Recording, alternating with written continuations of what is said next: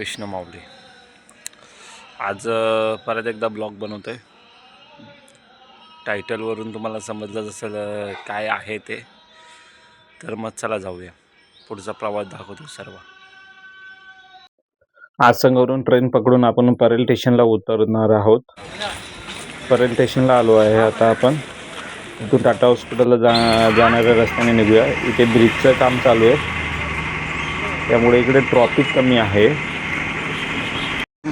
Parel railway स्टेशनवरून 10 मिनिटाच्या अंतरावर टाटा हॉस्पिटल आहे। आपण आता टाटा हॉस्पिटल परिसरामध्ये आहोत।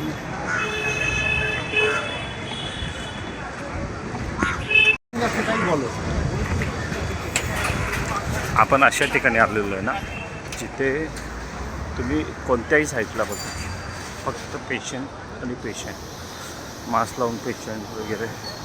कारण की हे जे टाटा हॉस्पिटल नाही, ते पूर्ण भारतातून लोक येतात उपचारासाठी। जास्त करून वेस्ट बंगाल या साईडून जास्त येतात, पिडियाट्रिक वगैरे सर्व। ही मेन बिल्डिंग आहे, या साईडला एक बिल्डिंग, या साईडला एक बिल्डिंग आहे टाटाची। मेन गेटने आता आपण आतमध्ये आलोय। आता आपण 6व्या मजल्यावर जाऊ, तिथे आपल्याला ब्लड डोनेट करायचे आहे।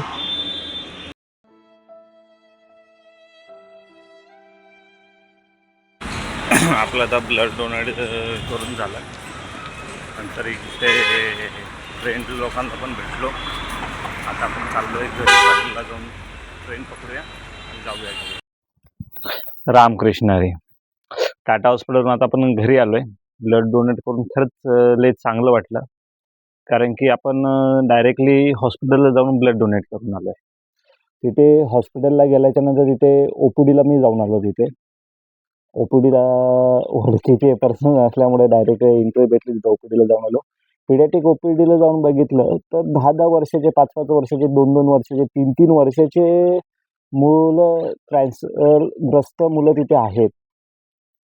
अजून अडल्टमध्ये तर सांगावंच नाही, तर तिथं भरपूर पूर्ण भारतातून तिथे लोक येतात, आणि पिडियाट्रिकमध्ये पण पूर्ण भारतातून तिथे माणसं येतात। तर अशा मुलांसाठी जर आपलं रक्त वापरण्यात येत असेल, तर ही गर्वाचीच बात आहे आणि चांगलीच बात आहे। मी या पहिले कॅम्पिंग म्हणजे जिथे जिथे आता हे असतात मंडळ वगैरे कॅम्पिंग लावतात, की ब्लड डोनेशन कॅम्प वगैरे असं, अशा ठिकाणी जाऊन ब्लड डोनेट करायचो। पण जेव्हा माझ्या वाईफने सांगितलं की अशा ठिकाणी ब्लड डोनेट करण्यापेक्षा तुम्ही हॉस्पिटलला एकदा ट्राय करून तर बघा, तुम्हाला काय वाटतंय।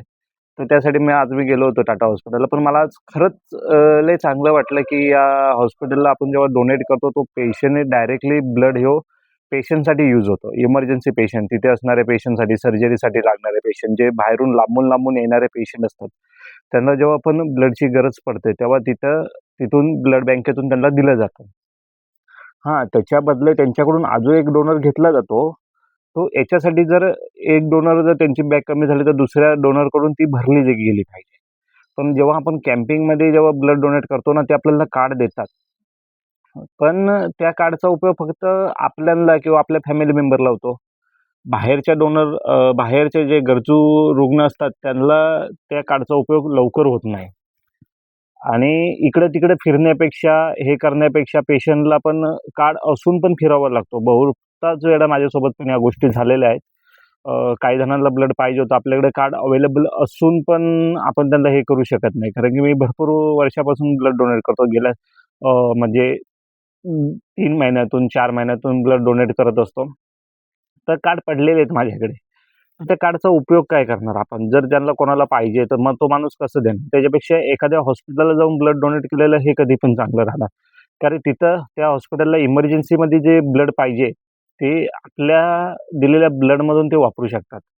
आणि तिथं जेव्हा मी ब्लड डोनेट करत होतो तिथे, तेव्हा तिथं मला दिसलं की प्लेटलेट डोनेट पण तुम्ही करू शकता। हां, प्लेटलेट डोनेट पहिले म्हणजे भरपूर जण करतात, पण मला ते माहीत नव्हतं। मी तिथे गेल्याच्या नंतर बघितलं त्यांनी, आता माझं सॅम्पल पण घेतलंय।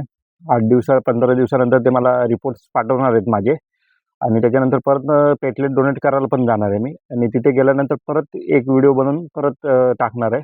व्हिडिओ बनायचं कारण एवढंच की जनजागृतीसाठी। मी तर ब्लड डोनेट करून आलो, तुम्ही पण करा। आणि जमले तुम्हाला तर टाटा हॉस्पिटल, जे गव्हर्नमेंटचे हॉस्पिटल आहेत, या हॉस्पिटलला जाऊन ब्लड डोनेट करा।